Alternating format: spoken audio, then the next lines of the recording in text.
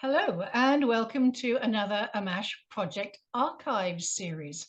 In this one, we're still with the interviews, but this one is slightly different. This was with Lloyd Pye back in September 2012.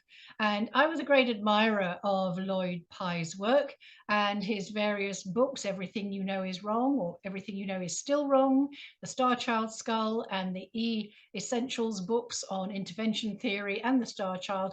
They're still available all around now. The sad thing is that Lloyd lost his battle with lymphoma cancer December the 9th, 2013. And that was a really great loss, in my opinion. He was a great researcher on the hominoids and all of that area of evolution and development.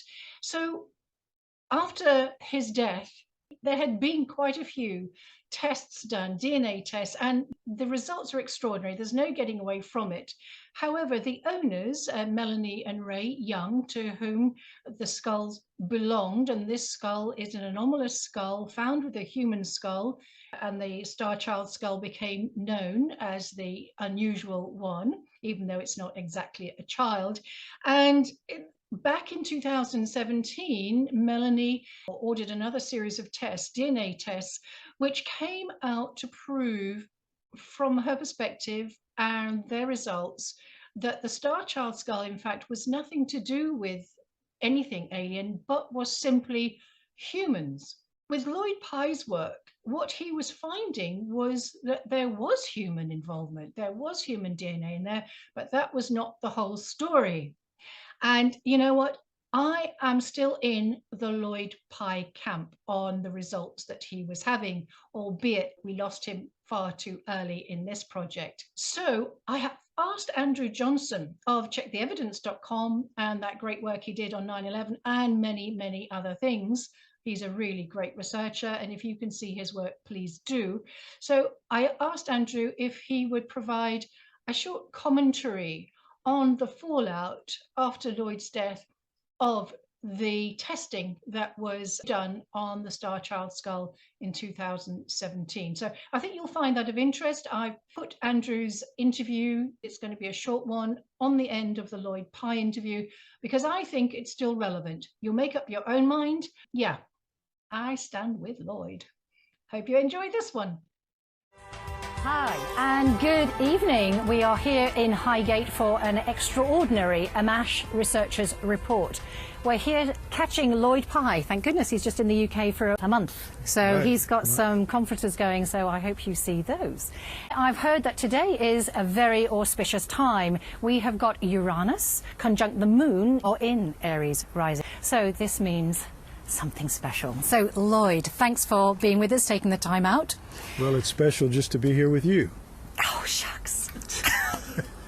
Okay, well, we're here to talk about the Starchild. Right. And the Starchild, for those people who don't know, is a skull, a real bone skull. Right.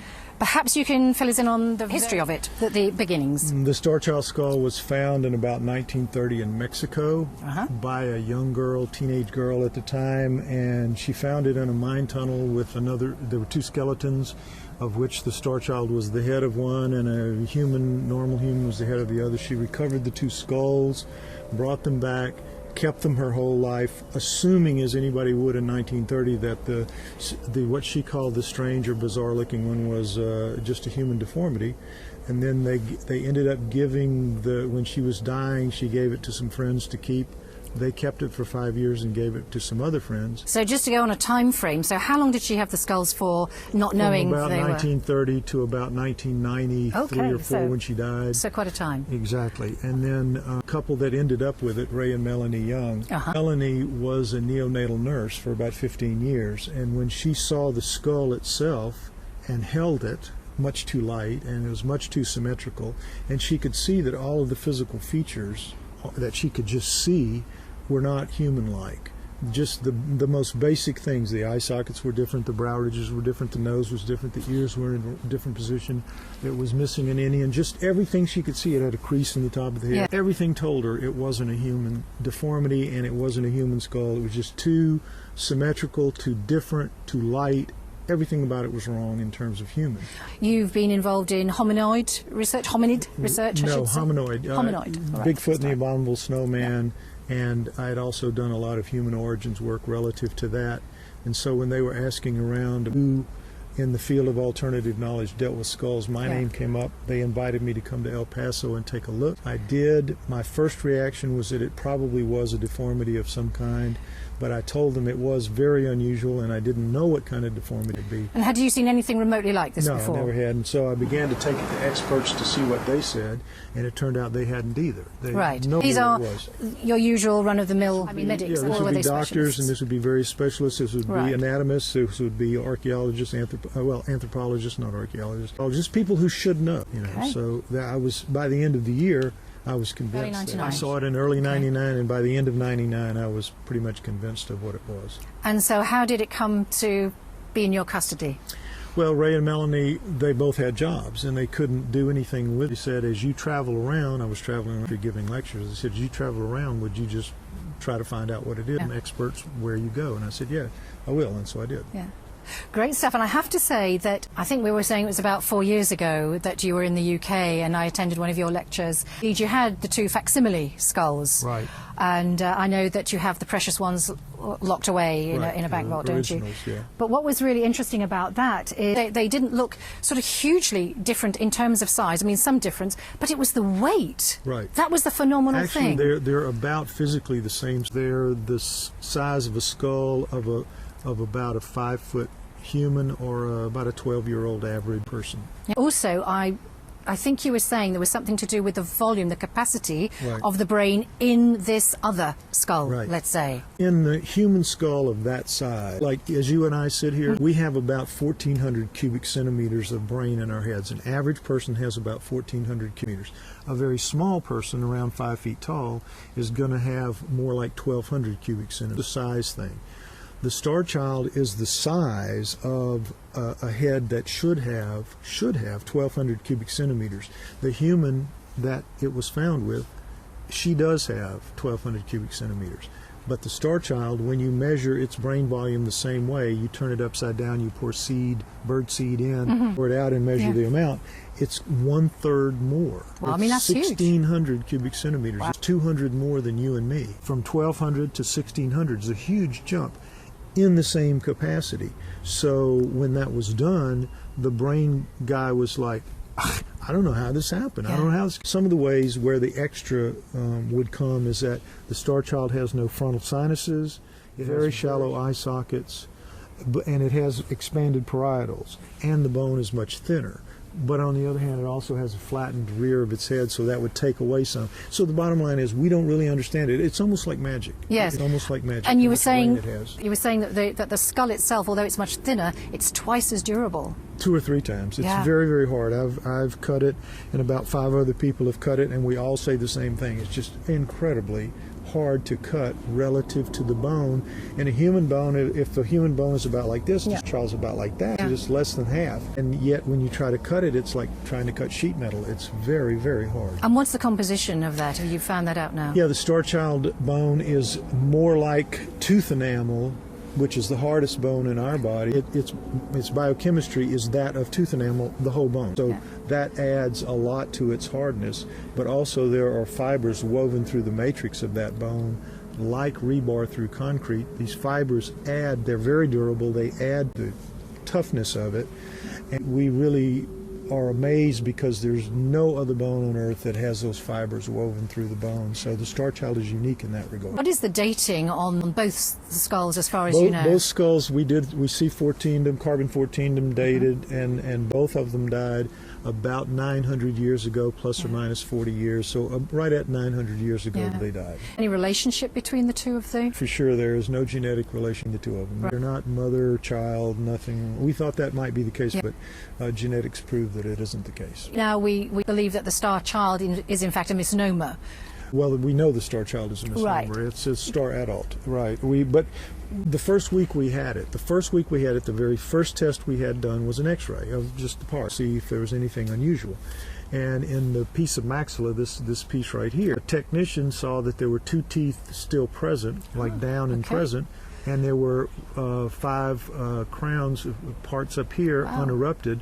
And so he said, oh, well, you look at this and you see teeth down, you see teeth up, that's got to be a child 5, 6, 7 years old. And so we said, assuming it was human-like, and so we said, all right, we'll move to Starchild. And that was a mistake because it's a star adult. So I know that you've been through some genetic testing with it. Can you give us a little bit of the history of that, how that's progressed? Well, the first test was in '99, and that was by a forensic lab in Canada that was not capable of really researching ancient DNA.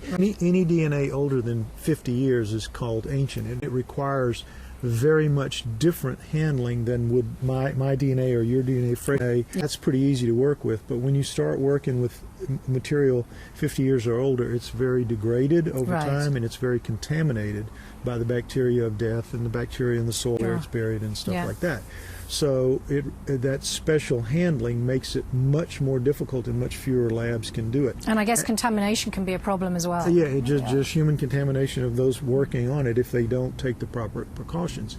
And this lab, the 6 labs in the world that could do this kind of testing in '99 wouldn't do the Starchild. They just wouldn't touch anything like that. Now that's an interesting thing in itself, isn't it? So the only one that would do it was this forensic teaching lab at a university in Canada, Vancouver, and they were kids doing it, adults overseeing it, but kids were doing the work, and there was just contamination. So they made an assessment of it, but it was a mistake.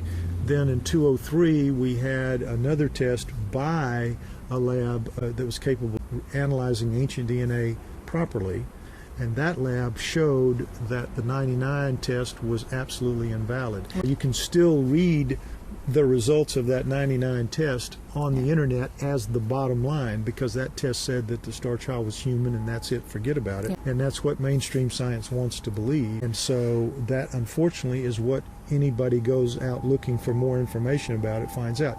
You never hear about anything that's happened since. They want to believe that. That's what they believe, and that's all that they put out on Wikipedia and any of the other sources of criticism that are out there. It's generally based around that '99 DNA test, which was just completely wrong. Oh, it's just the fact, isn't it, that the genetics testing technology has just changed vastly in the last few years, in the last 5 years. '99 was the Stone Age of DNA testing compared to where we are now. We're like, we've taken a ride in the Millennium Falcon forward. We really have. I mean, from using 20 to 30 base pair primers at that time and even later, we are now up to being able to recover base pair by base pair by base pair, which is just absolutely astounding information that you can pull from any genome now, from absolutely anything. Even an alien genome, if it's got base pairs, they can be recovered, and they will be recovered. And in the case of the Starchild, they are being recovered. Yeah, you were talking earlier on too about the 3 different aspects that are always used for debunking the Starchild skull, as it's become known. Take us through those. Well, the things that you'll read when you look at people trying, this is on the internet, the trolls and the people, the critics in this, they will say that it's cradle boarded to account for the flatness of the rear of the head. It's got hydrocephaly, which accounts for the swelling in the parietals. It's got progeria to account for the thin bone and the very small lower face. And all of those are outwardly just symptomatic of those issues. When you look at the truth of what cradle boarding is about, cradle boarding, if it really was, if cradle boarding had really made that flatness at the rear of the head, the bone itself would be as flat as the board that the infant and also would be there's an angle on. issue there, though, isn't there? And there's that too, that if you if you cradle boarded an infant like the Starchild, because of the angle, the steep tilt of its head, you would have to bend it down so tight that it would strangle. It couldn't live at that angle. Well, I mean, no mother in the world would have done that. But more importantly, the bone itself flattens because infant bone is so soft. So it really does flatten, and the Starchild has all of its natural convolutions. It's just clear to anybody. I mean, as I say in my presentation, it's morons could see, the stupidest person can see, mainstream scientists can't see, but anybody else without a PhD after their name can very easily see that's impossible. But also another point about that is that it doesn't add volume. You know, I Exactly. mean, excuse me. Well, but then as far as the hydrocephaly goes, you could have with the hydrocephaly, a bit of an explanation maybe, but when you start looking at the facts, there is no way that the Starchild is a hydrocephalic because all of its sutures are fused together as they should. Yeah. The hydrocephaly pulls everything apart with the pressure. They never get to fuse, and the Starchild is perfectly fused, so that's one thing there. And with hydrocephalics, fluid blows up like a balloon. It's blowing a balloon. Pressure, it grows all around, and yet the Starchild has these two lobes here with a nice crease down the middle. You cannot blow up a balloon and leave a crease in it unless you put a piece of tape or something on it, which would be like fusing the sutures, and the Starchild just doesn't have that. There's no way this Starchild is hydrocephalic. Progeria is that horrible disease where a child is born and immediately starts aging, and it ages prematurely, and they become very fragile, and they generally die by the age of 15, and that's a long life for a progeria victim. And their bone thins out, it does, and their face gets much smaller, much more reduced, like the Starchild in both cases. As their bone becomes brittle and will fracture very easily, like the bones of old people. They're old people, so they fracture very easily and they're very brittle. The Starchild's bone, while thin, is 2 or 3 times as hard as normal human. So it's clearly not a progeria victim. But when you put the Starchild skull against the face of a progeria victim, you see very clearly a progeria victim still has all of their human part intact. Nothing changes there. They just are old. But the Starchild has no human features at all. It has 25 major physical differences, and not a single point of reference on either your skull or mine. Can you find an exact match on the Starchild? This isn't going to happen. So in all of those cases, they're just making up excuses to try to explain away the Starchild for people who won't bother to take the time to look at the facts. But in fact, all of those cradle boarding, hydrocephaly, and progeria are just flatly wrong, and anybody that looks at the facts can see that. It's just simply not true. No defect and no combination of defects caused the Starchild. Genetics caused the Starchild to look like it does. And what's interesting about the Starchild skull, again, in comparison to a human one, is this issue with the sinuses, as well as the eye socket depth. Right. Perhaps you could tell us a little bit about that, because that's huge. Well, just simple things between the Starchild and a human. All humans have frontal sinuses behind here. Starchild doesn't have a sign of just no even vestige of a sinus. Now, you were relating that to communication, weren't you? Right. Physical communication. Right. Sinuses are part of our speaking mechanism, and without it, our voice would sound very tinny and hollow because there's no resonance. And so the Starchild without those sinuses would either have a voice of very unusual quality or it just doesn't speak, and that's always a positive. But even something simple like our brow ridges. All humans have brow ridges to some degree or other, right? A little bit of a bump, and you can see it exaggerated in primates like chimps and gorillas and things like that. The Starchild has nothing. It's absolutely flat, just absolutely flat. Not the first. It goes right into the eye sockets and it makes an edge instead of a round like an eye. It's just totally different. Yeah. And then our noses, when we come down, we all have a dip. Like you have a dip, like I have a dip. It comes down off the brow ridge, a little dip down into where the bone starts. The Starchild is absolutely flat, just like here, just flat, flat, no dip. And the nose is wide, like ours starts out narrow and flares out a bit. It starts out at a certain width and it stays that way for all the way down. Completely different. Completely and different. the depth of the eye socket, is it 2 inches in a human normally? And I can't remember what the Starchild, I mean, that's... Like 25% of what we have, it has. Its eye socket is extremely shallow, but not only is the eye socket shallow, the foramens, the optic foramens, which bring the nerves and the blood in to control the eyeball, those have been shoved down into the middle, so down to here, so that if there's an eyeball kind of like ours, instead of sitting where ours sit, it's going to be down closer to the middle of our nose. So an eye is down about a half an inch. Yeah. Look, that's going to look kind of weird, but that's how the Starchild is going to. And there are some other differences as well, aren't there, in the makeup with the neck and the placing of that, right? And which is really fascinating. And again, it's very linked to I guess we can call them greys, aren't we? Since we've talked about it looks like that within our it research. looks to everyone who knows anything about it and who has experienced any kind of research about what are called gray aliens. It has all the physical hallmarks of what people describe grays as having.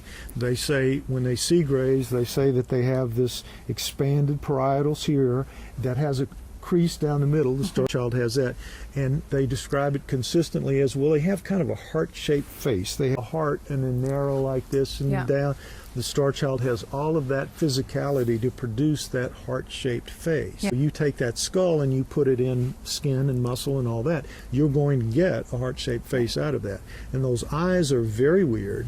Now, I can't imagine what they'd be like, actually. Yeah, the standard teardrop shape that people describe grays having, that doesn't mean that's their eyes. That could easily be lenses that they wear over to see in either at night or whenever. But those are, in all likelihood, those teardrop things are lenses, and under there is an eye more like our eye, because it does have some of the aspects of an eye like we have. It's just a much thinner eye.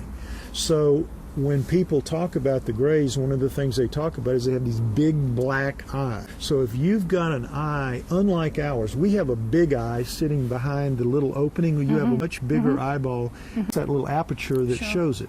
Well, all that bigness back there is to hold it in your head in the event of impacts and things. If you're looking at a very shallow half-inch eye socket, that's got to be looking out. It can't be a ball like we have, where it'd be frog eyes, just two frog eyes sticking off your face. It isn't. That's too dangerous. That isn't going to work. So you're going to need a flattened out eye, but it isn't going to be able to move.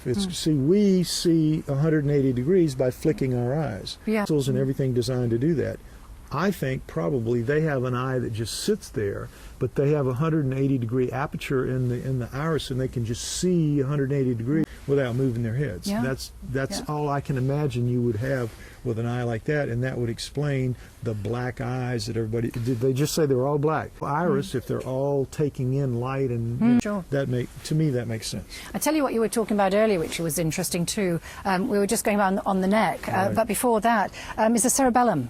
You're talking about that, how that, am I right in thinking that doesn't seem to be apparent from what you've seen in the Starchild skull? The Starchild, the way the Starchild head is set up, the way our head is set up, in the rear of our head, down at the base of it, our cerebellum sits in a curve. It sits in the curve, back here. All right. So it sits right there, and it has some ridges in here that hold it in position so that it braces up for all of the brain that sits down on top of it.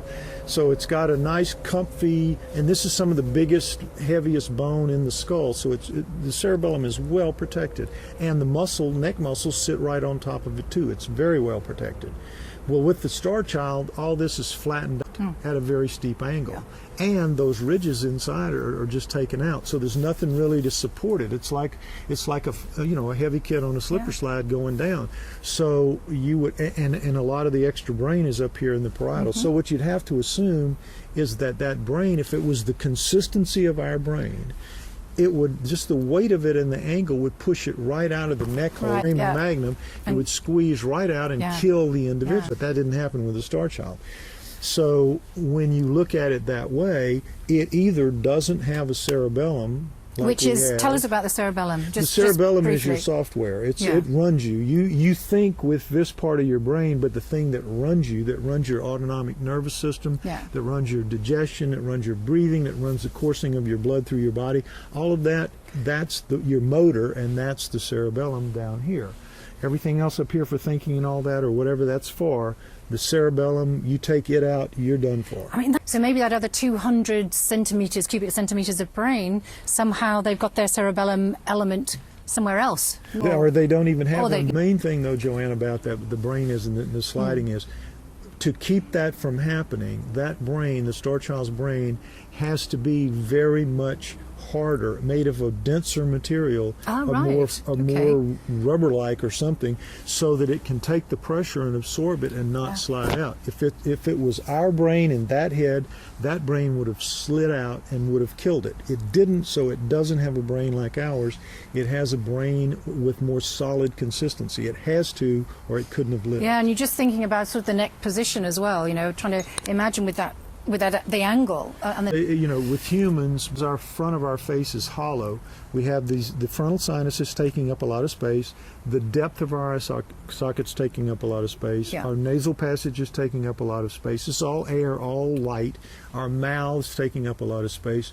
Our necks are set back from dead center, balance out, because we have all this weight back here and all this lightness up here. The neck, the center point has to go back. It's just simple math, you know, simple physics be that way. Well, with the Starchild, it doesn't have all this. It doesn't have frontal sinuses. It's very shallow eye sockets. Yeah, that's it. Yeah. So it's got a very small face, very small mouth, and it's got this big lump of brain back here at that tilted angle. So its center of balance, its center point of balance is pushed forward dead under the head. So you get a weird looking golf ball on a golf tee. I mean, that's how it's sitting, like on a golf tee, but it's just a weird shaped ball, but that's how it's sitting on this little thin neck. Its neck is half the size of ours or less, and our neck is circular in shape and its neck is oval. Oh, so it's got a much thinner neck and a different shaped neck, but it's holding up a bigger head, you know, relatively speaking, a bigger head, and yet it's holding it up perfectly balanced. I mean, perfect in all four quadrants. It's perfectly balanced front and back. It's perfectly balanced side to side, and we're not. We use lateral muscles to control that, and we're not balanced front and back either. We're balanced to the back. I mean, we can balance, but we do it with muscles. They don't need to do that, so they have much less muscle and much less volume to their neck. It's just really intriguing. I just want to ask you, the Coneheads of Peru particularly, I know they're in the world, but have you looked at them and see how they compare at all? Yes, I work with Brian Forster, who's one of the top conehead researchers in the world, and we're trying to get some DNA work done through our geneticist, and you know, the one who's working for us, to do some work for him, and we've already had some results for one test with it that indicates that the coneheads are different, more like human, but still very, very different. Like human than the Starchild, which is, you know, very different, but it's very, very early stuff yet. You can't, you know, say much more than that. But the coneheads are interested.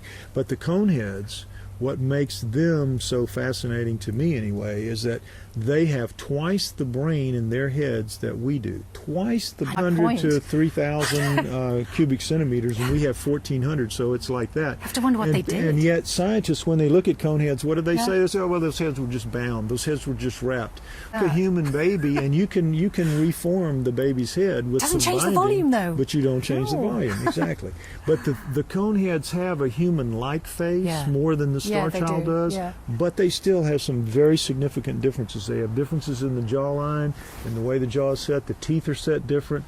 The coneheads are something else. The coneheads are not entirely human. They look like they'd be really super tall as well. Do you think they would be? That we're not as sure of, because you have a spread of them, and it's hard to know which are juveniles, because the kids seem to have full-blown teeth. There's some unusual things about the coneheads that are going to come out as the research continues, and I believe that they're going to prove to be not entirely human either. The Starchild, we have no doubt. I believe the coneheads at this point are also going to be not entirely human. Okay, so let's go on to your geneticist, who's been on board with you since, is it a couple of years? I forget now. Almost 2 years. Almost 2 years. And this was a godsend of a find. Yeah, it really was. How did you come, or how did he come into your It's really an interesting story. A woman read the Starchild ebook, the Starchild Essentials ebook. She was a teacher at a school, and she was friends with this other teacher, and she got to talking about it, and she knew that her husband was a geneticist. And she said, you know, I read this book, and I know it sounds crazy, but I think this guy's right. I think they might have an alien skull there. And the wife of the geneticist says, really? No kidding. And she said, yeah. And she said, well, I'd like to read that. So she said, okay. And so she got a copy of the book. So he read it, and he said, you know, they really might have something. Really? He was that open-minded? Yeah, he was that open-minded about it. So he contacted me, and he said, I'm willing to do an initial run to see what you might have. He says, I can, with the new generation of technology, I can tell you if you really have something, and if your test of 203 is accurate about the being a hybrid and all of it, which at that time is what we still believed. Didn't know what he was going to get into. So he did one run, shotgun run, got several dozen recovered fragments of hundreds of base pairs long out of the junk DNA of the Starchild's nuclear DNA, but when he sent it to the NIH lab to see kind of where it fit in the scheme of life on Earth, about half of it found corollaries in human DNA, but about half of it wasn't even found in the database. Can we just flag up what the NIH is for those who may not know? I'm sorry, the NIH is the National Institutes of Health in the States, and they are the largest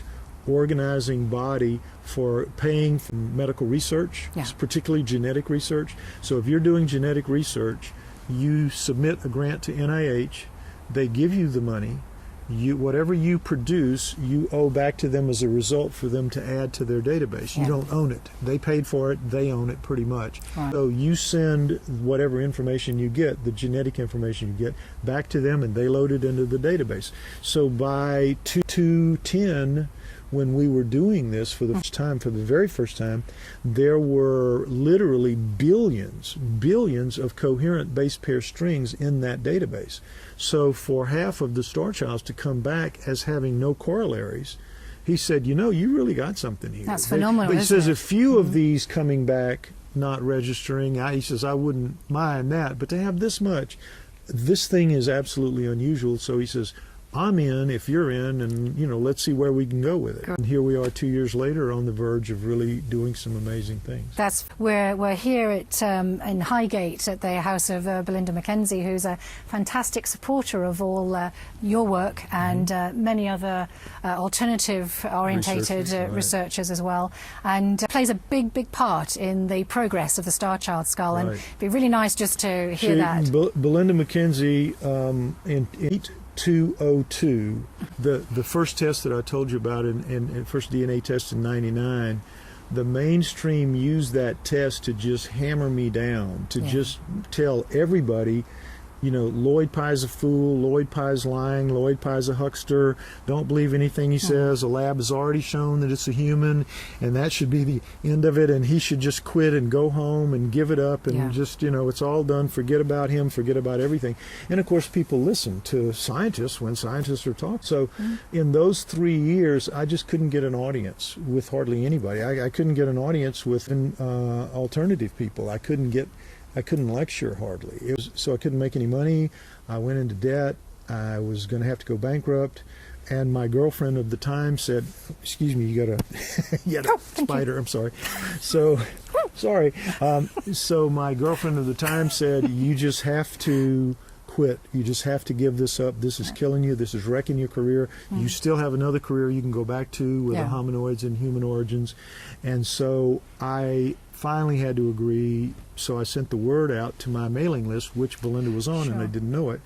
And I said to everybody, which at that time was about 2,500 people, and just out of the blue, she wrote back and she said, what would you need to keep going?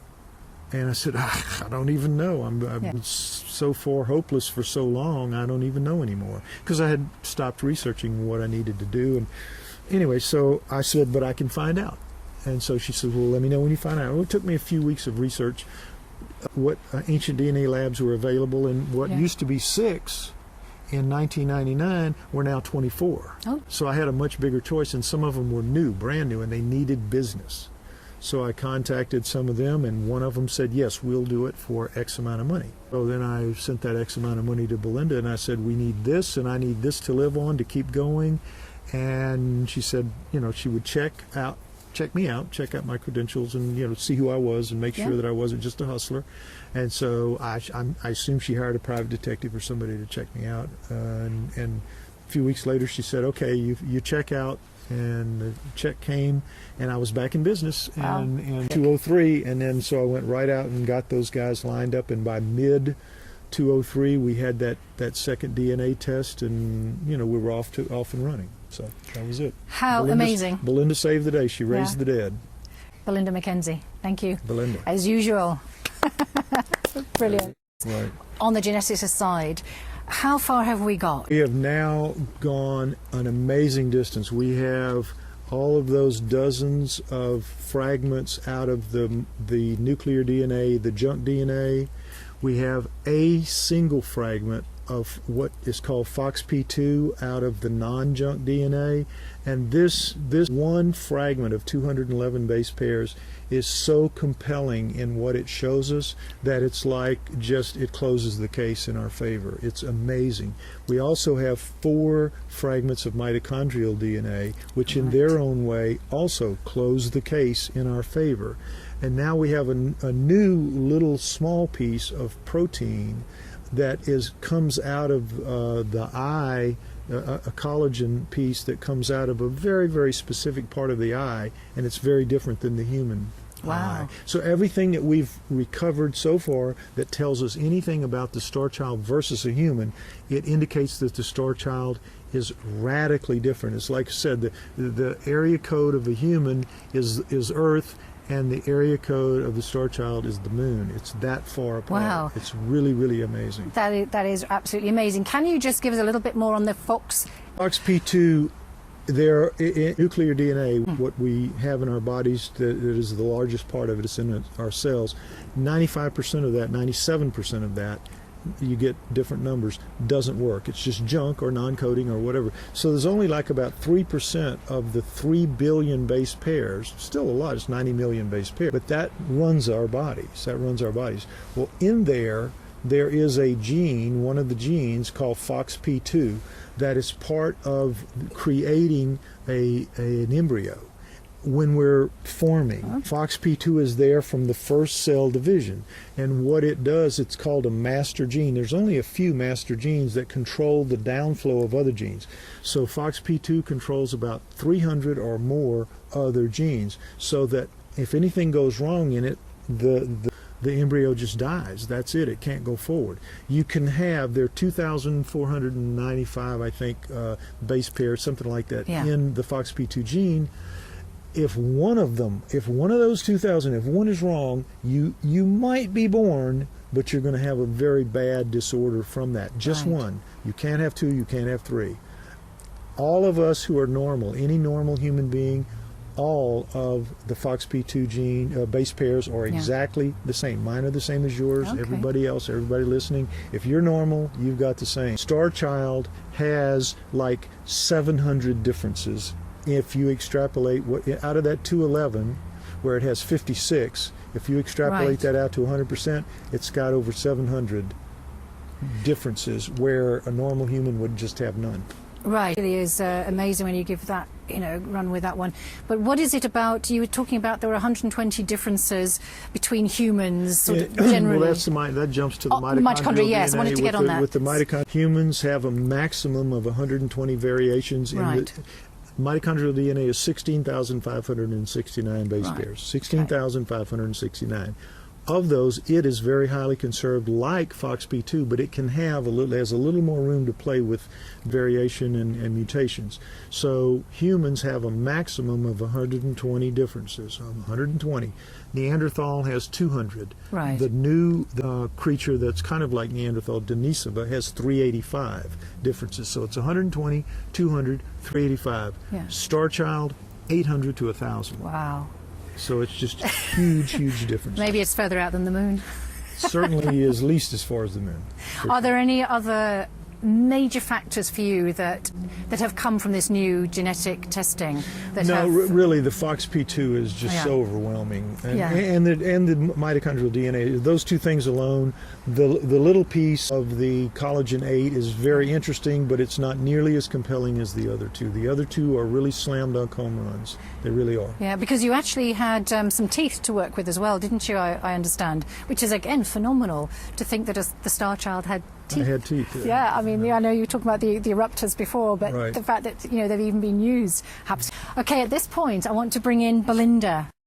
Belinda McKenzie, welcome to Ammach. How wonderful to speak to you on camera at last. Belinda, you've done such fantastic work with so many, but I really want to focus on Lloyd at the moment because it was a pivotal time when you contacted him, and just really interested to know what was it about the Starchild skull that caught your attention? Well, I'd been watching in the wings, so to speak, like I believe many, many hundreds of thousands, possibly millions around the world, this unfolding of this project on the internet. Right. and chiefly reported on the David Icke website, as you would imagine Yes. it would be, and thought it was going absolutely fine, and there was this hiccup with the Bold lab, you know. That first you know. genetic testing.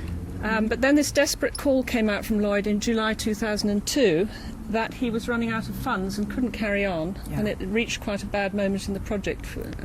And so I thought, well, you know, now he's put this call out in July 2002.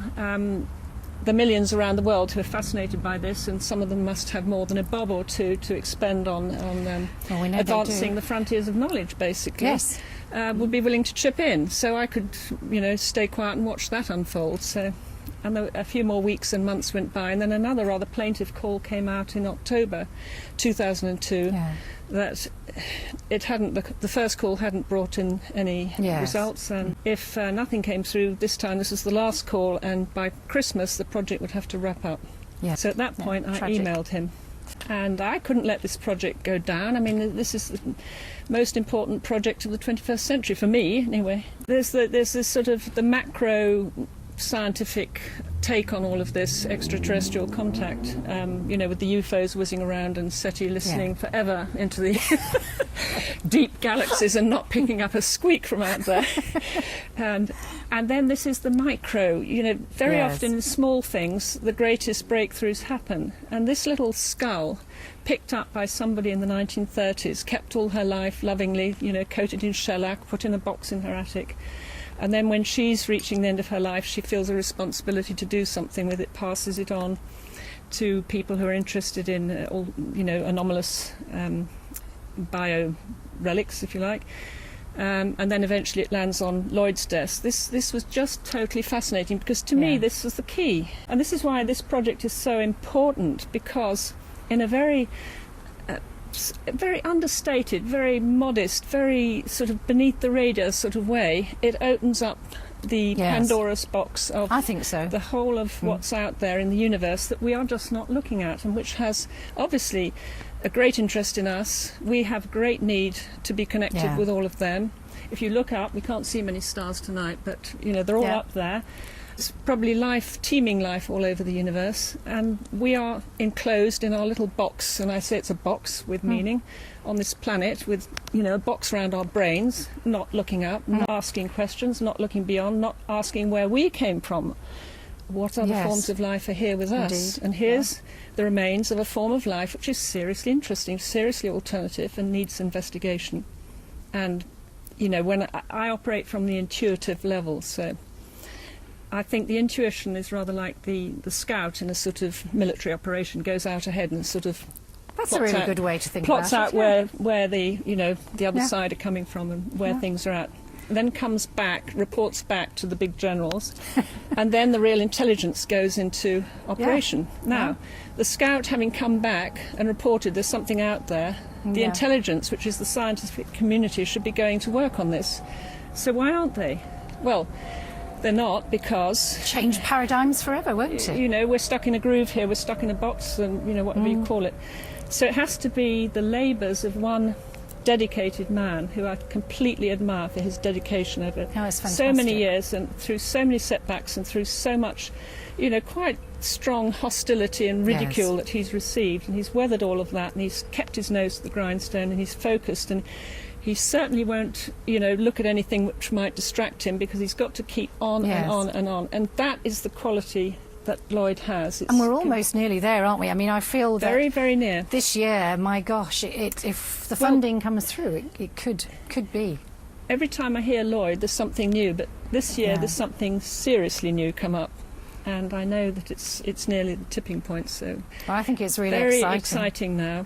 Well, especially with the work that Ammach does. I mean, we speak to experiencers all the time, and you know, serious researchers doing extraordinary work like Lloyd, and you know, it's part of the evidence. You know, I always cite it as evidence, and you know, you've got to be willing to at least look at it and not rely on Wikipedia. That's right. You see, what are human beings if we're not curious and want to know more? You know, I was always a curious child, and I could never accept that we were just cousins of the apes. You know, how could we in a few 100,000 years develop all these faculties and, you know, the art, the music, the science, as it was. Yes. As it was, I say with meaning. I mean, there's certainly a huge urge to be creative in human beings. And I think this is matched by our curiosity, except that it is not encouraged by the powers that be. No, that's not. Now, I hope that this project and the huge interest it's generated around the world is going to reverse that. Yes. Start people really looking, because the Starchild skull is not the only one. As Lloyd mentioned, the Coneheads and in Peru and other places. Yes. Being dug up out of the ground in Africa and China and places like that. You know, we've just begun, but if we can get the Starchild through and onto the mainstream radar. Come so far now. Yeah. And it really does feel like we're just on the edge of the final part, because we're just about there. Yeah.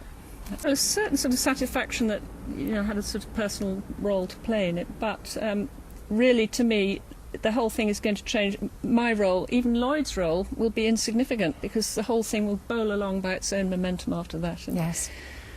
You know, and we'll finally know the truth. We will know We've the got truth. rallies. Yeah, that's right. And then it's to get to know them. Yes. And to ask them, well, look, you know, we've been through this path before. We've got a few problems here on planet Earth. What did you do? What do you suggest? You know, we're not going to necessarily take your advice, but maybe you could perhaps tell us how you cope with the same situation. Yeah. Why not? Why not? You know, what's the use of being a family, a galactic family, if you're not in touch with your relatives? So. Well, that's lovely. Well, I can't wait. We're going to have Lloyd back in for some closing thoughts and comments. And thanks, Belinda. That's absolutely great. And thanks for your work. Lovely to be here. I happen to be here. So. Let me take your mic, sweetie. Yep. So we're back with Lloyd Pye, and we want to hear about some of his work, and we want to hear where he wants this all to go. Lloyd, tell us your conclusions about what you see the geneticist work taking you. Well, I'm sure that the geneticist work will take us to a complete recovery of the Starchild genome, and when it can be compared to a human genome, it will probably be in the range of 75% difference. This is our estimate right now. That's huge. And when you consider that a chimp is 3% different, a gorilla is 5% different, a rat is 70%, a mouse is 65%, yeast is about 20%. Everything's sort of blended in. So the Starchild, if it comes in around 70, 75, 80%, it's still so radically different. It is. That there's no way to say that it's a human. People say to me, well, how are you going to know you have an alien if you don't have an alien to compare it to? We're going to establish the template for what alien is supposed to be. Can you imagine, I mean, just let's say we've got to the point where it's out there in the public. How do you think that's going to change things? Can you visualize that? I'm going to have a complete facial reconstruction so I can hide and live, you know. That's one thing. It's going to change, you know, our lives dramatically. I think the great thing about it is it's going to allow us to take the next step in our journey as a species, because I believe that they're out there. And they're out there in multiples. It's not just one particular kind. I think that right now they view us as toddlers crawling around with dirty diapers as far as maturity goes. Ew. Because, you know, a kid, they run up against something they don't want to deal with, and they do like this, and like the world goes away. Yeah. That's kind of how we are relative to them. I agree. So until we're to the point where we acknowledge their existence, why would they announce themselves to us if we can't even emotionally bring ourselves to the point of saying, well, we know you're out there. Some of us do that. You know, but we're a very small minority. To get the whole of the planet in a position of saying, we know you're out there, and then maybe they will come down and maybe they will say, okay, you have problems with your oil. Here's what you need to do to have an energy source. You know, you have problems with pollution. Here's what you need to do to clear things up. When we get to a certain point, they might come and help us. But until we show a level of maturity that begins with just simple acceptance, that isn't going to happen, in my opinion. Sure. So I think what the Starchild provides is that really good, firm kick in the rear that we need, move us to the next step of acceptance. And when that happens, then I think, you know, very good things could happen in terms of our relationship with those who are out there. And from the really solid science that it will be, which is fantastic, because we do need the evidence, our general education to wake up the rest of the people who still think this is nonsense. We do need that. But well, and another thing that could come out of it is some biotech research, like, for example, the hard bone of the Starchild. if we could learn the genetics of that, what causes that, we could maybe create a therapy for people so that their bones wouldn't go bad when they get old. And I mean, I certainly could use that, and I would like that. If you could get just a few percentage points of increase in the strength of human bone off the research of that, it would be all worth it. It's one thing, and you could have a lot more than that. Yeah. And you're nearly 14 years of research now, I think, isn't it? Yeah. Have you, sort of going on the slightly esoteric or perhaps metaphysical side now, have you had any phenomena or anomalous events or circumstances around your research happen? Or not that I'm aware of. No phone calls in the middle of the night. No threat forward. That's it's great. Just for whatever reason, I'm being given a pass to do this. Understand that I could be stopped or could have been stopped in any way. And frankly, in the beginning, I thought that I would be stopped. The fact that I have not been stopped leads me to believe that there is some reason for me to proceed with it, and I think that it's a kind of it provides a middle step, because if a UFO were to land on the White House lawn or were to hover over the Olympics or anything like that, that is a dramatic and traumatic change for everybody. But the Starchild provides a way for those of us who look to the future and want to live in the future and are concerned about the future to say, okay, aliens are real. For those who are very conservative and want to live in the past and keep things the way they were in the past, I think things were better when I was a boy and I want them to be that way. You know, those kind of people, they are able to say, well, all right, then you had one 900 years ago, but by God, that doesn't mean you have them now. You know, those kind of people. Yeah. So it allows for that split to be there, and it's a transitory state.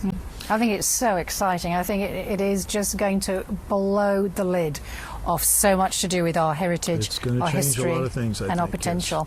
Yes. Lloyd, thank you very much. I really appreciate your time, but please tell us about your books. I know you've got 1 or 2 books, and your website. Okay, the website is www.starchildproject.com, starchildproject.com, all one word. And I have a couple of books about e-books and things that people would be interested in. Starchild Skull Essentials is an e-book, and Intervention Theory Essentials is an e-book. There's a book called The Starchild Skull, which is a book which goes into the backstory and talks about Belinda and you know, goes over how things started and how we got up to 207. And there's a lot of essays and things on the website. There's a new abstract by the geneticist on the website that's very impressive, hard to read, but very impressive because, you know, it's in scientific language. So we can send our scientist friends there. Exactly. Great. And great we've stuff. already had some positive response from some who have been sent there. So we're very excited. Brilliant. So on the funding side, where are you at now? Just to wrap that up. Pretty much zero. We either want the whole thing. We're not in the business of trying to just collect. Right. We're looking for the right person who sees this the way we do. We want to stand on the stage of world history with the right kind of person if we can get it, and that's what we're looking for and holding out for. Someone of means, but also of curiosity and of courage, and not just wait forever to try to get it in dribs and drabs.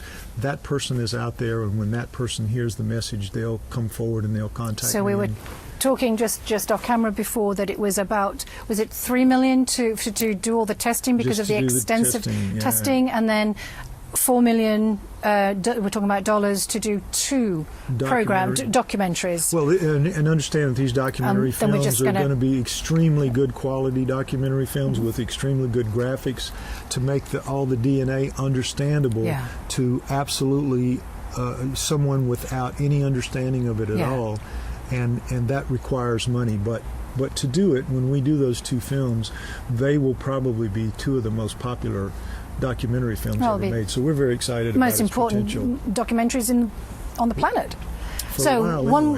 Sure thing. One more time, your website. Starchildproject.com, and you can the ebooks to look for are Starchild Skull Essentials and Intervention Theory Essentials, or the book that you're able to get is just the Starchild Skull. Okay, and I know you, just to finish off, you wrote a book called Everything You Know Is Wrong. Well, Everything You Know Is Wrong is an older book, but it's about intervention theory, just like the Intervention Essentials, but yes, everything. Thank you very much again. Absolutely. Brilliant. Thank you so much, Joan. Really, it's been absolutely a pleasure. I think it's fantastic. Thanks for your work. Thank you.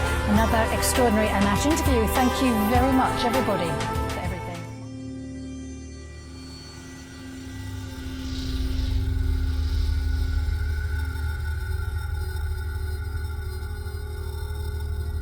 Okay. Yeah. And we're on the 18th of October. Who can believe that already? 2022. And I'm here with the inimitable Andrew Johnson, checktheevidence.com, who's going to give us a little overview of some of the work that Lloyd Pye did. Thank you, Joanne, for doing this and for revisiting the material. And you and I both knew Lloyd personally and what sort of person he was. A very sort of down-to-earth chap, despite him getting into otherworldly matters, which he was reluctant to get into originally. Brief sort of thumbnail about me for those that have not come across me before. I got interested in the UFO and ET issue back in 2003. 2004, I think, was the first time I met Joanne. I don't think it was 2005. I think it was 2004. We came into contact through the Disclosure Project website. I met Lloyd in 2004, Lloyd Pye. Went to see him in London, seen the Starchild skull online. He told me about the latest research that was being done in London. I helped him set up a PowerPoint slideshow because he was using 35mm slides, and I scanned some of those for him onto a disk. And then we became friends, and we were friends up until his death in 2013. I organised a talk in Derby for him in 2012. You know, you can get that talk online. It's called Starchild Skull, the New Evidence, which is the most up-to-date version of the evidence, really. Basically, what is the Starchild skull? Well, it's a real bone skull, carbon dated, it's 900 years old, carbon dated twice. DNA tests were done in 1999, 2003, and a progression of DNA tests done from between 2010 and about 2013. Ultimately, the DNA tests revealed that the Starchild really is basically not from around here, which at the end of the day wasn't that surprising because of all the physical anomalies. For example, two of the primary ones that come to mind are, for example, the eye sockets on the Starchild skull are only ½ an inch deep. Human eye sockets are 2 inches deep. The bone thickness of the Starchild skull is 3mm, and the bone thickness of a human skull is 9mm. The bone was dissolved and the bone chemistry was tested, and there's a much greater proportion of aluminium and some other different proportions of compounds in the Starchild skull bone than in the human skull. And actually, as Lloyd said, it was more like collagen, more chemically similar to collagen than it was to human bone. From the latest DNA tests that were done between 2010 and 2012, and Lloyd goes into some detail on those in the 2012 talk, it appears that the strongest evidence comes from the discovery of what's called the FOXP2 gene, or the BOXP2 gene. I think this is, I can't remember how many base pairs it is for the human gene, but it's in the Starchild's DNA, they would have had 56 differences between the Starchild's FOXP2 gene and the human FOXP2 gene. Now, in the whole of the human population on Earth, you can only have 2 differences in the FOXP2 gene, and with one of those, I think it makes the person unable to speak, and the other one, the person doesn't survive. So everyone on the planet has the same FOXP2 gene, essentially. So this essentially proves, really, that the Starchild, whilst physiologically similar in the skull to the human, is not human. It's not even close. In fact, dogs are more similar to human, I think, in terms of the number of base pairs in common with humans than the Starchild was projected to be. Now, critics will say, for example, that not all of the DNA base pairs were recovered. You need to recover 3 billion base pairs, and I think they recovered, I don't know, a few thousand at most. So it's far less than 1%.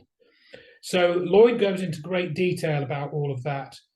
And Joanne contacted me just before making this video because she sent me an article which was published in 2017 by a lady called Chase Kloetsky, who apparently a UFO investigator of some kind. I know that Richard Dolan has published one of her books, at least one of her books, back in, I don't know, 2015 or 2016. I think it's called The Field Reports on UFOs or something. I've not read that book. Now, she somehow got a hold of Melanie Young, who is the owner of the Starchild skull. And as far as I'm aware, Melanie Young still owns the Starchild skull. And as far as I'm aware, Melanie Young still has the Starchild skull at her house in El Paso, Texas. I can speak to that actually, Andrew. Apparently she gave it to, I think in 2018, to the El Paso Museum, Archaeological Museum. Oh, did she really? Oh, I didn't know that. Well, that's new information to me, and thank you. So the last video I saw was made in 2017 then, so that would have been after that. So let's hope that they kept it safe and they are fully aware of the sorts of things we're discussing in this video. Anyway, so what happened was, after Lloyd Pye died in 2013, Melanie Young still had the skull and no new research was really done on it. They had tried to form a business arrangement to raise money for further scientific research into the skull between Lloyd Pye, Amy Vickers, Melanie Young, Ray Young, and Matthew Brownstein. This is documented, I think, to a degree on the starchildproject.com website. But that was then dissolved and Melanie took back ownership of everything. And apparently in 2016, somehow this Chase Goletsky lady who has connections to the US military, she got a hold of the Melanie Young and she got a hold of the skull. It was retested for DNA. And basically after that DNA test, it was declared to be the skull of a human being. And apparently Melanie Young fully went along with this, which was a bit of a mystery because she had originally approached Lloyd because she knew it wasn't anything like a human skull that she'd seen. For example, she stated that she knew that the skull could not be the result of hydrocephaly, which is this condition where the human cranium can inflate because of cerebrospinal fluid which goes into the skull, and this inflates the skull and causes certain physical changes which were not present in the Starchild skull. So that's how Melanie Young said in 2009 on the UFO Hunters documentary, she knew that this wasn't the skull of a hydrocephalic. Now, after this, Chase Goletsky got involved sometime in 2016 or 2017. Melanie Young went back on herself and said that she did think it was hydrocephaly, and the only reason why she didn't was that it was Lloyd Pye that convinced her otherwise, which is not what she said originally. Unfortunately, now, and this might sound a bit unkind, but in an interview with Mel Fabregas that she gave, I think in 2016, she said that she had alien hybrid children, yet she decided that the Starchild skull wasn't an alien. Now, I don't know whether Melanie Young has alien hybrid children or not. Apparently, she doesn't have any physical evidence from this. This all comes from visions that she's had and dreams and so forth, and experiences of one kind or another. And I know that this is a very widespread phenomenon. I know that you, Joanne, have investigated cases which relate to this sort of event, and I've written about them as well. So this is not to debunk those people that claim to have had these experiences. But what puzzles me in Melanie Young's case is, if she has alien hybrid children, then why is she not interested in promoting the evidence of an alien being having visited Earth 900 years ago? Why does she want that to be debunked? Why did she then tell lies about Lloyd Pye, claiming, for example, that he tried to cover up that she actually owned the skull, when in actuality, we have recordings of lectures of Lloyd saying that the skull belonged to Ray and Melanie Young. And you and I, Joanne, we sat in a lecture in Nottingham in 2009 where he showed a picture of Ray and Melanie Young, and he said the skull belongs to them. Yet Melanie Young, in this Mel Fabregas interview from 2016, said that she acted like he'd never said such a thing. So what was all that about? So there are some very peculiar things that happened in that time period. Also, sadly, it was very peculiar to note the behaviour of Mel Fabregas, who appeared to be sort of conflating certain things and collaborating with Melanie Young, saying that Lloyd essentially was a bad man. He wasn't totally honest and he got some things wrong. And of course, this was after the passing of Lloyd Pye, so he did not have any opportunity to respond to this. What I did was, when I learned about these facts and I heard the interviews between Mel Fabregas and Melanie Young, I put together an article called The Starchild Skull, Keeping the Record Straight, and if you search for those keywords and check the evidence, you will find that article. You will see direct quotes from Mel Fabregas, from Melanie Young. You will hear the side of Amy Vickers, who was Lloyd Pye's wife, who got involved in the Starchild Project.com. And all those statements are there. There are a couple of updates. For example, Martin Willis, who ran a podcast called UFO Updates or something, he had Chase Kloetsky on, essentially saying that the Starchild skull had been now proved to be human, which is not true. It has not at all. They basically did a repeat of what was done in 1999, essentially, in 2003, which was inconclusive at best, and claimed that that proved that it was human. And I then wrote to Martin Willis, and this is just an example of what happens within much of the UFO community, Joanne being a notable exception here. He didn't want to know. He didn't want to hear the factual evidence that Chase Kloetsky missed out. Also, Joanne, you alerted me to a October 2017 posting by Chase Kloetsky, where she's referring apparently to my article. She accuses me of blindly believing that the Starchild skull is an alien. Well, actually, it's a bit more complicated than that. And if anybody listens to my talk, I explain why I think it probably is what you would call an alien, and it's not from the Earth originally, but there may be other, different non-human explanations which I haven't thought of, for example. So in this article, Chase Kloetsky, which I've added a link to that article, to my article, she named the website checktheevidence.com, but she didn't link to the article. She did not put my name in the article. And she called me Mr. Check the Evidence. Why not just put my name? Why not put a link to the article? I get very suspicious when people do not link to the original source of statements and information. Clearly, people that were interested enough could find the article concerned if they really wanted to. But if she's just putting out another story without giving people the full facts and direct quotations from me, then as far as I'm concerned, she is what I described her as. She is a liar, as is Melanie Young. She lied about the evidence. She lied about Lloyd Pye. Chase Kloetsky has done the same. She's withheld information in relation to the article I posted.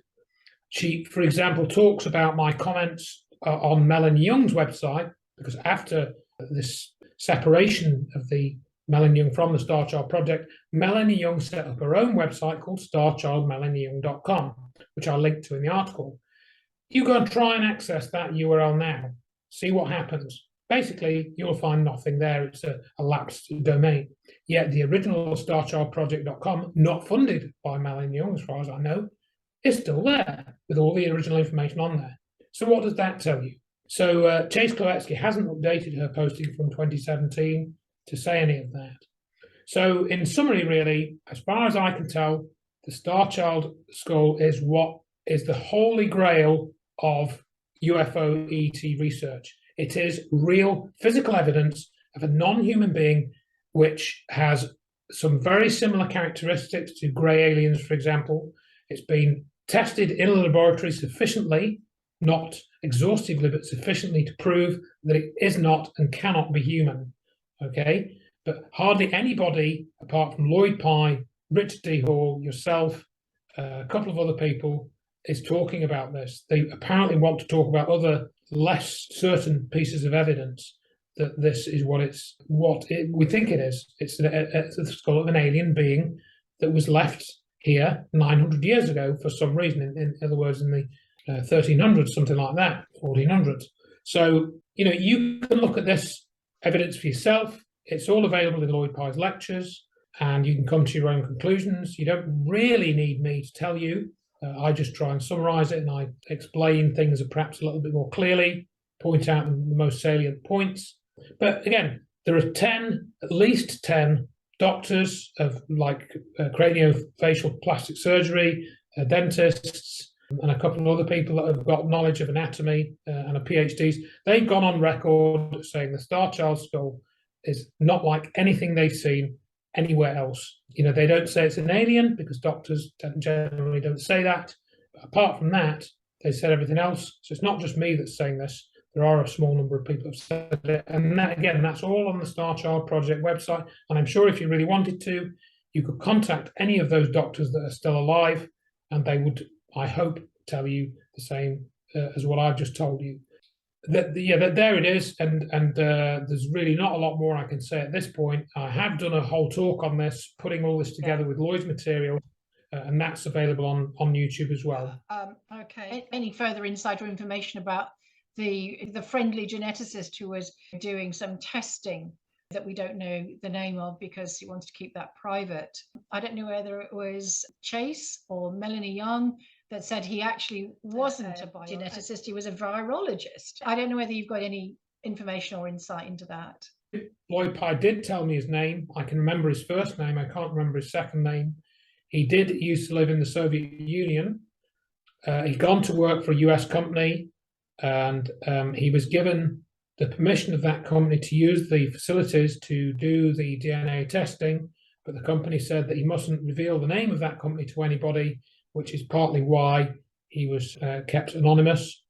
I certainly remember Chase Kloetsky saying that this guy should be beaten up in the street or something like that. I forget the exact words. And then they claimed that he didn't have any evidence because all the evidence that he provided was just a set of screenshots. But these screenshots were from the NIH DNA database, which if you print them out, does that make them evidence? But a screenshot isn't? You know, I mean, where do you draw the line between digitized evidence and what's not digitized? Was he faking it? Did he make it all up? Well, it's very strange if he did, because even if he did make up all the DNA evidence, you've still got the physical anomalies of the skull, like, for example, the bone chemistry and so forth. So, you know, you're back to that again, really. And so, I don't know how long he was involved. I don't know if you do, but I think it was quite a while, wasn't he? Yeah, going back to that point, a virologist has to know about genetics, because the science of virology is largely a study of viral genetics, if you believe in viruses, of course. Some people say that viruses are not really viruses or not infectious, and I've learned a little bit more about that in the last 2 to 3 years. So, but yes, he does need to know about genetics. So he needs to sequence, for example, viral material to find out what RNA is in it and so forth. So he does need to know his genetics, and he needs to have gene sequencing equipment, presumably to look at how cells might change, you know, or their DNA gets affected by viruses. So they're really trying to both know Dr. Judy Wood. You've interviewed her. She was called, for example, a dental engineer. Now, the reason why they called her that was because she was a professor of mechanical engineering, but her area of specialism was in biomaterials, how you stick materials together. And one of the areas where her research was most used was in dentistry, which is where, for example, you're using fillings. And so you have to engineer materials that are going to be robust enough to stay in your mouth for, 10, 20, 30 years or whatever. So that is why people called her a dental engineer. So you could see the connection, but it wasn't really an accurate characterization. And that, to me, is what Lloyd Pye and Melanie Young would do, in that regard. So the only other thing I know, he was given a tooth from the skull to take the DNA samples from. And I think there was some argument about getting that tooth back, because apparently he didn't give it back. I'm not sure why he didn't give it back, but that apparently was withheld. And I think there was some argument over them getting that tooth back. But that's about all I know. Thank you, Andrew, for that. That's absolutely great. You're welcome.